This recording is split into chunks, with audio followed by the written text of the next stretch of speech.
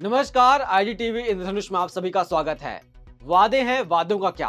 इस विशेष कार्यक्रम में अब तक हम 5 एपिसोड कर चुके हैं, जिसमें हमने राज्य के किसानों, महिलाओं, युवाओं, स्वास्थ्य और शिक्षा व्यवस्था से जुड़े राजनीतिक वादों की पड़ताल की है। आज के एपिसोड में हम बात करने जा रहे हैं व्यवसाय और उद्योग से जुड़े वादों की। 2019 के विधानसभा चुनाव में राज्य के व्यवसायियों को अपने पाले में करने के लिए राजनीतिक पार्टियों ने उनसे क्या वादे किए थे। पिछले 5 सालों में उन वादों पर कितना काम हुआ, कितने वादे पूरे हुए और कितने अधूरे रह गए, ये सब जानेंगे हम आज के इस एपिसोड में। झारखंड की प्रगति के लिए व्यवसाय और उद्योग क्षेत्र का महत्वपूर्ण योगदान है। किसी भी राज्य की आर्थिक नींव व्यवसायियों और उद्योगपतियों की शक्ति पर टिकी होती है। व्यापार और उद्योगों का विकास न सिर्फ रोजगार के लिए नए अवसर पैदा करता है, बल्कि राज्य की समृद्धि को भी मजबूत करता है। एक सशक्त व्यावसायिक माहौल राज्य की तरक्की का आधार बनता है और यही कारण है कि 2019 के विधानसभा चुनावों में राजनीतिक पार्टियों ने व्यवसायियों और उद्योगपतियों को अपने पाले में लाने के लिए कई वादे किए थे। कांग्रेस ने झारखंड को एक उत्पादन क्षेत्र के रूप में विकसित करने, रोजगार पैदा करने वाले उद्योगों को टैक्स में राहत देने, लाल फीताशाही को खत्म करने और व्यापार के लिए एकल खिड़की निपटान योजना लागू करने का वादा किया था। इसके अलावा झारखंड को सूचना प्रौद्योगिकी के क्षेत्र में शीर्ष पर स्थापित करने और सूक्ष्म, लघु एवं मध्यम उद्यमों को विशेष रियायतें देने की बात भी कही गई थी।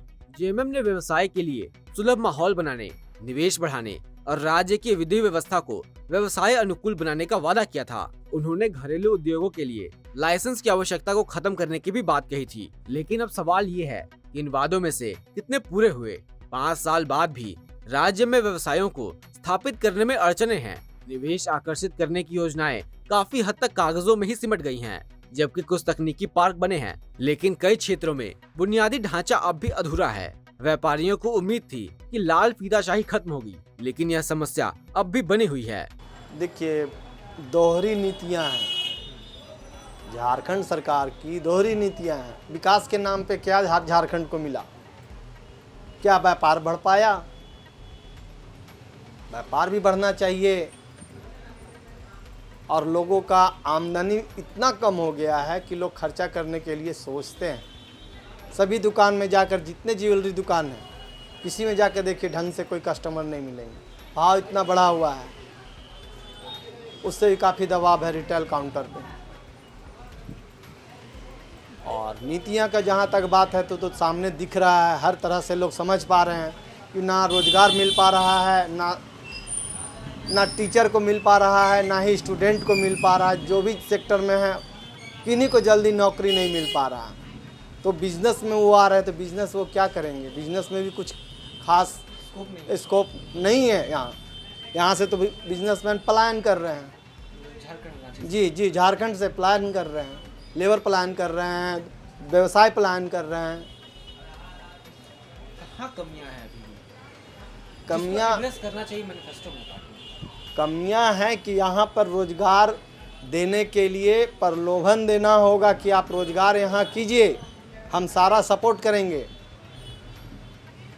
धन से सपोर्ट करेंगे, जन से सपोर्ट करेंगे, लैंड से सपोर्ट करेंगे, आप व्यापार बढ़ाइए। ये सब कहाँ, कौन सा आपको फैक्ट्री यहाँ लगा, कौन सा छोटा छोटा कल कारखाना लगा है, बता दीजिए आप।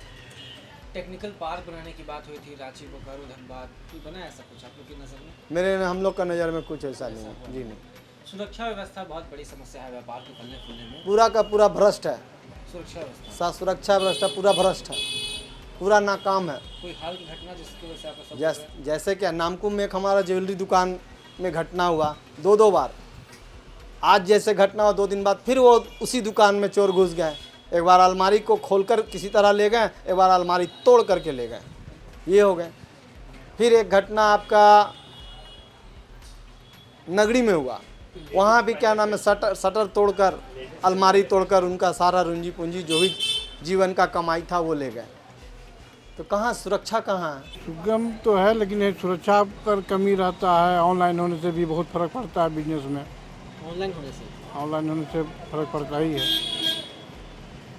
जो व्यापार है, जो मध्यम वर्ग व्यापार है, उसको बढ़ावा देने के लिए बहुत बातें की जाती है। कोई सुधार आया है? वैसा तो कोई सुधार नहीं है। कोई टैक्स में, रोडवेज, ट्रांसपोर्ट? कुछ नहीं, किसी चीज़ में नहीं है। अच्छा, आमतौर पे जो अपर बाजार इलाका है दुकानें कब बंद जाती हैं शाम में? दुकान 9 बजे, 9 बजे बंद हो जाती 9 से 10 तक चलता है। है। तो ग्राहक नहीं आते हैं या फिर सुरक्षा को देखकर? नहीं, ग्राहक का बस फ्लो 9 तक है। फेस्टिवल में रहा तो थोड़ा टाइम बेसी पर रहा है, इससे आज के बाद शुरू हो जाता है बाजार। व्यापारी वर्ग इस वक्त क्या मांग करेगा अगर सरकार से, राज्य प्रशासन से? व्यापारी वर्ग की क्या मांग रहेगी?